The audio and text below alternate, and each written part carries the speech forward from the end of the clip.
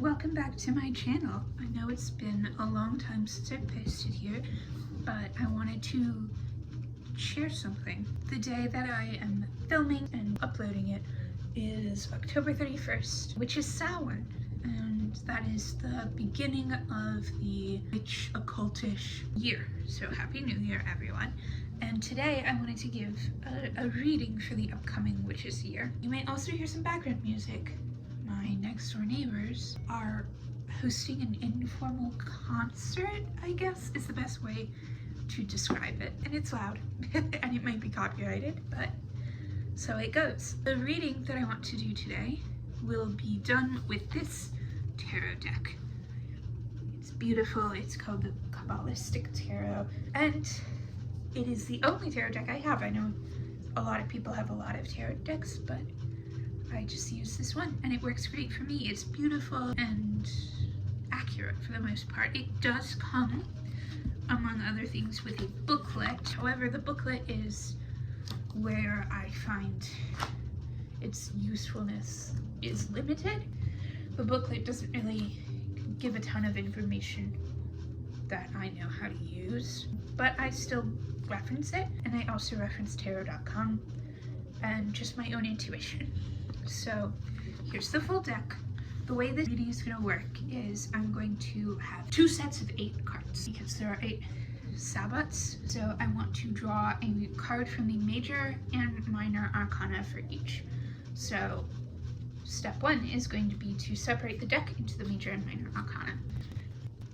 While I do this, I'm going to talk about what I imagine the reading will be like. I'm going to shuffle the major and then shuffle the minor separately. And the major arcana I'm hoping will sort of give an overview of what the season between each sabbat will be like, a sort of an overall understanding.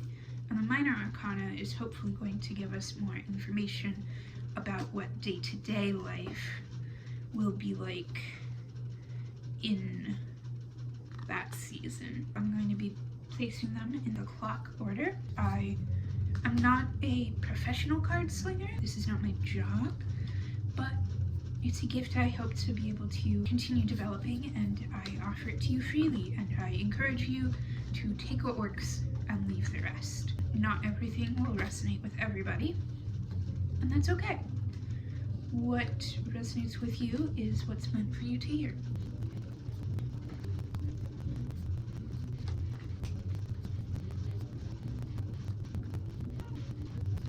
Okay, we've got our 2 stacks sorted. This is the minor, and this is the major arcana. And next step, I'm going to shuffle both and then draw from each. Okay, so the major has been shuffled. And now the minor has been shuffled. And so now I'm going to draw from the major. We've got Chariot, the Fool, the Tower, the World. Thus far they are all facing right side up. Judgment, also facing right side up. Justice, again upright. The Moon, reversed. And finally, Temperance, also reversed. And now the minor. We have 6 of Swords. 2 of Pentacles, reversed. 8 of Pentacles. 3 of Cups. 6 of Pentacles. 5 of Cups, reversed. Queen of Wands. And Knight of Wands. I'm going to show you the spread. That's the major, and that's the minor. The 8 sabbats are Samhain, Yule, Imbolc, Ostara, Beltane, Litha, Lammas or Lugnasa, and Mabon. The overall energy of the season between Samhain today and Yule is represented by the Chariot. And the Chariot is all about freedom and triumph and communal recognition and celebration for like high achievement sort of things. So in this season, celebrate. You're supposed to celebrate something you have accomplished, something you have worked hard for. Maybe it's a promotion, maybe it's a significant anniversary in a relationship that you are in, whether that's a friendship, a relationship with a child, a partnership, whatever. Or even maybe you have overcome some sort of disease or illness, or any sort of big triumph. You need to relish in it and savor that celebration and allow your community to do the same, to join you in that celebration. This is a season of rest, of joy, of delight. There is a caveat that you must be cautious not to allow that energy and joy and confidence that you so rightly have earned through working to achieve whatever this accomplishment is, that it may lead you to make more hasty or rash decisions. And so there is a caution that you need to be careful how you carry this energy into your future. But man, do you need to be celebrating. And then the minor arcana, so the day-to-day understanding of this season is, as I said, the Six of Swords, which has connections to navigation, to the scientific method, to all sorts of rigorous study and discipline. And so as you are celebrating in this season and the day-to-day life, you need to start preparing for your next challenge. And that doesn't mean that you forget the celebration, but it means continuing to care for yourself regularly, continuing to stimulate your brain, continuing to acquire mastery and build a life that you want to live, right? Like if you want to have more seasons of the Chariot, you need to lay that foundation through hard work and intellectual curiosity. So that's that first season. Yay. The season between Yule and Imbolc, in overarching terms, is represented by the Fool, which is kind of funny because the secular calendar receives its new year right after Yule. So many people will be going through the same journey that you are. The Fool originally actually was a card that represented sort of like a fall from grace, like Adam and Eve in the Garden of Eden, suddenly knowing they have sinned, feeling shame, and trying to work to be free from that shame. And of course, the modern interpretations of the Fool are more of this innocent person going on a journey. But regardless of whether you look at the classical interpretation or the classic interpretation, the Fool is beginning something. And this makes sense, right? You have just come from the season of the Chariot, where you were celebrating a previous accomplishment, and now you are ready to start fresh and look towards the future and the next thing. And of course, you cannot forget to rest and forget to celebrate during this time, but it is a time where you need to look for the next big thing and start on the path towards the next big thing. And this is supported in the day-to-day life by the Two of Pentacles reversed. The Two of Pentacles in the reverse position is a wake-up call. Like, you need to get your ass in gear. You need to start moving. One of the sources I consulted specifically says you must let go of passivity if this is a time for action. And it is, as we saw with the Fool. It is okay to be worried or nervous about an outcome of something you care about or something you're working towards, but the only way you can succeed in that area is to try.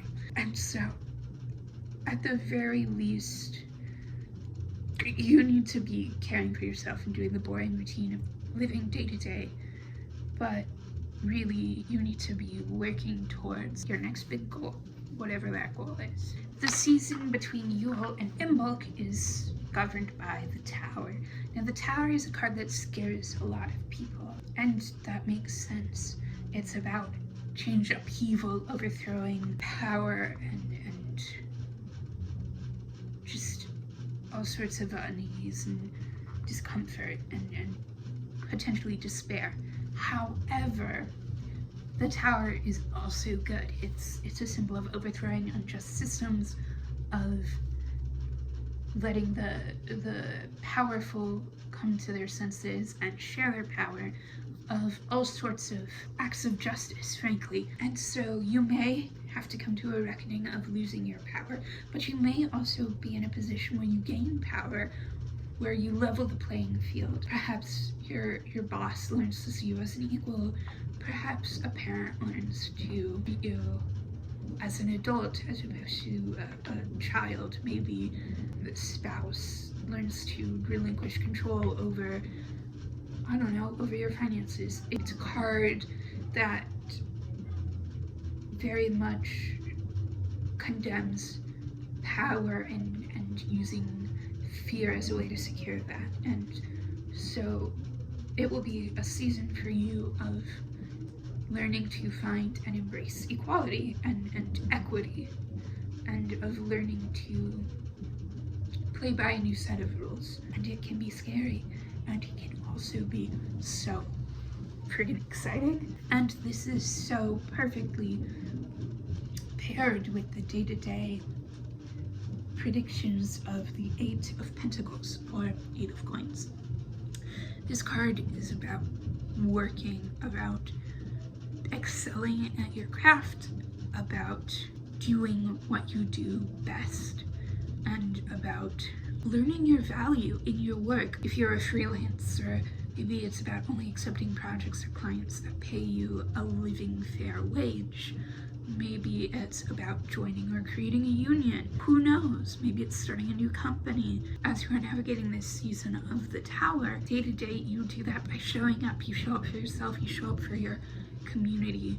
If you believe in a god or any sort of religious figures, you show up for them. And of course, you must remember to ask for help, to delegate, to rest. You are not going to save the world on your own, but you also must put in that work, and that work must not become your entire identity.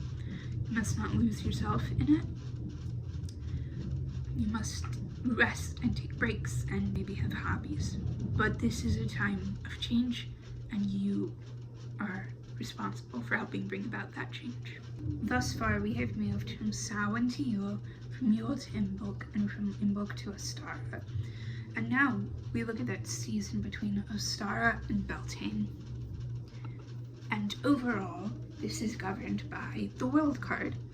Now, the World card is really interesting because it's one of 2 major arcana cards that, whether it is face up or reversed, has a positive meaning. There's no negativity to the world, and that is really exciting, really nice when you get it in a reading. The World is about stepping up, about leveling up, about elevating your inner life. So you have celebrated thus far an accomplishment. You have worked really hard to move towards the next thing. You've done what you can to overthrow these unjust power structures and provide equity in your community in some capacity. And now it is time to recognize your worth. It is time, as one source says, to be invited into cosmic citizenship. It is time for you to recognize that the universe is looking out for you, cares about you, and wants to be in relationship with you, wants to commune with you. It is all about celebrating and recognizing and living out the truth that you are more than your accomplishments, you are more than your body, you are more than your earthly life. You are a part of something bigger, and you need to connect to that bigger part and celebrate that connection and really bask in it. And your way of doing that in day-to-day life is through the 3 of Cups. How fitting is this connection? The 3 of Cups is the universe shining back and saying, yes, we want you to be connected. We want you to commune with us. It is the card of yes. It is a spirit of agreement, mutual support, encouragement, and teamwork, as one of my sources says. In this deck, it is not portrayed this way, but it is often portrayed as 3 women who are dancing, maybe walking, doing some sort of movement while holding up 3 cups. That is representative of sisterhood, this deep soul connection and admiration and communion with each other, this idea of intimate knowing and intimate celebrating. And so as you are connecting with the universe every day, you need to be on the lookout for how the universe is trying to be in connection with you. It wants a harmonious relationship with you. It wants you to be able to understand your value, and you need to look for that, show up for it every day. And that's that season. Next we have from Beltane to Letha, and this season is represented by Judgment, which continues to flow perfectly in this great awakening year that we are seeing. This is a unification of all of the versions of you that have existed. So like infant you and 5-year-old you and then 50-year-old you. It is about coming together fully, integrating fully with yourself and learning to love and support all the facets of who you are. This would be a great season for things like shadow work or therapy or whatever, but it makes sense that as you and the universe are coming into alignment, are connecting, communing with each other, that you would need to bring all of yourself to the universe, and that you would need to connect with all of yourself, of course. And this is a sign that it is time for healing. It is continuing to be a time of personal growth, and this leveling up that I talked about earlier must happen within you in order for the universe to complete what it is trying to do. And once again, we find that the major and minor arcanas are in alignment as we look at this upcoming year. The Six of Pentacles is really about patronage. It is a gift with strings attached. It is a beautiful way of understanding that while the universe is empowering you to do all this soul work, all of this shadow work, it expects you to return that energy to be in communion, in alignment with the universe, to do something with the gifts that the universe is giving you. And we know from our celebration way at the beginning of this witchy year that you are capable of doing the things that you are asked to do, that you are capable of bringing that tower energy, that you are capable of overthrowing unjust systems. We know that you can do what the universe asks of you, and so now is the time to do it. And of course, you don't want to overwork yourself. You don't want to misinterpret what the universe is saying as asking you to do something unjust or unfair or unrighteous. So you must be discerning, but you must be willing to work for it. You must be willing to grind the grind of what the universe has in store for you in terms of its mission. This season between Letha and Lugnasa, or Lammas as I like to call it, is represented by justice. Justice is where things are going. You've spent this time learning that you are capable of doing good works, learning that you are capable of doing what the universe asks you, of coming into alignment, communion with it, of learning what the universe expects of you and how to deliver, learning that you can rely on the universe, really forging this partnership and your self-confidence. And now justice is here, and justice is about moral sensitivity. It's about empathy, compassion, and fairness, and you are going to be called to enact justice, whether this is on a small scale of settling like an office dispute maybe, or a huge scale like getting involved in politics and holding people accountable and fighting for human rights. whether it is as small as posting on Instagram or as big as marching in Washington, D.C. It is your time to work. It is your time to work for justice. And you must be committed to that work, wherever you find it, however it presents itself, regardless of how glamorous or hard or intimidating it might seem. This is your time, and the universe has picked you and equipped you for this work. And we see this lived out harmoniously in the Five of Cups reversed. The Five of Cups is a scary card. It's about losing things. It's about sadness. You know, no one likes the Five of Cards, but when it's reversed, it's specifically about situations where what looks like the worst outcome possible happens, and it turns out to create good, better circumstances, where it's actually the best thing that could have happened. And of course, you see this in justice work. Nothing is ever going to go the way you plan it will go. Nothing is ever going to look the way you hope it will. And there will be much frustration, and yet you keep showing up. You keep trusting that justice is reigning, that you are moving in the right direction, and eventually you will see that the best thing imaginable could have happened. You have to put in the work, and you have to trust that good things are happening, and you have to show up, and you have to look for the good. You can't just trust that it's happening, but you have to go find it. You have to hunt it down. You have to create space for the good to appear and flourish, and you have to show up every day to do that work.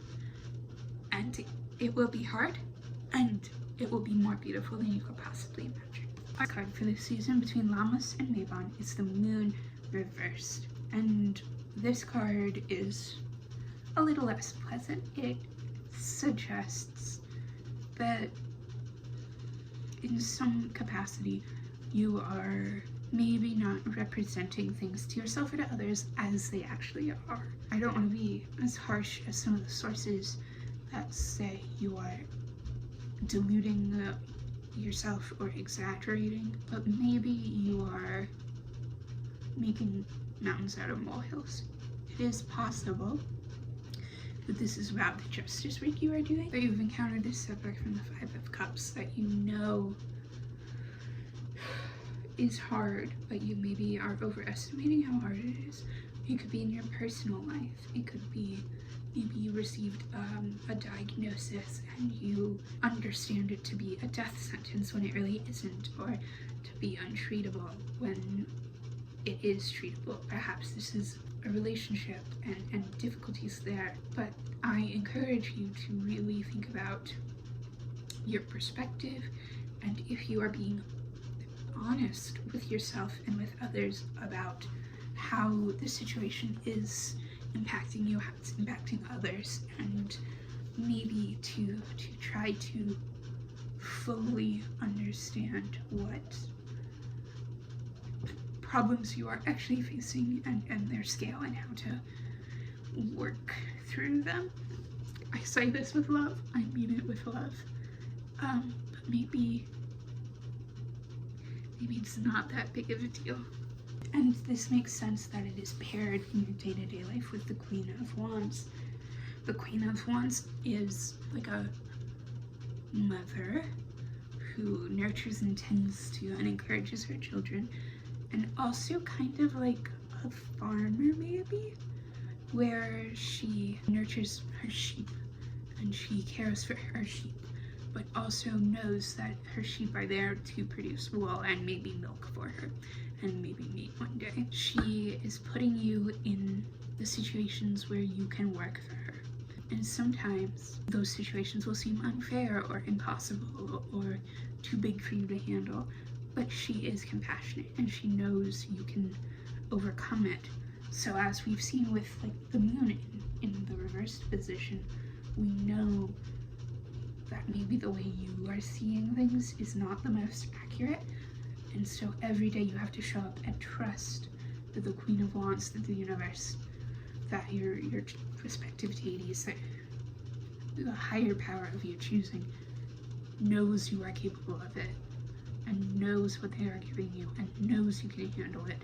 And so you just every day must show up and trust in that. Every day. And it is so hard to do every day. I know. But you gotta. Our last season is represented by the Temperance card in the reversed position. And this is hard. This is hard to talk about. It's hard to feel. I'm not excited that you're going to go through this. It is a card that represents that you may be in danger of giving up on yourself. That something is just not working, that you're feeling apathetic and even ignoring your deep wants and needs. It is a card that speaks of depression, of despair, of anxiety, and this is hard. You are likely still trying to fight for justice. You are likely still not seeing results that you may know will be better than what you can imagine, but you don't feel it. Or maybe at this point you don't even know intellectually that that's going to happen.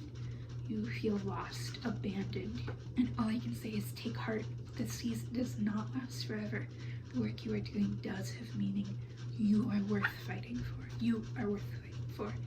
It is important to take care of yourself during this season, to make sure you are eating, bathing, going outside, speaking with other people, not isolating yourself.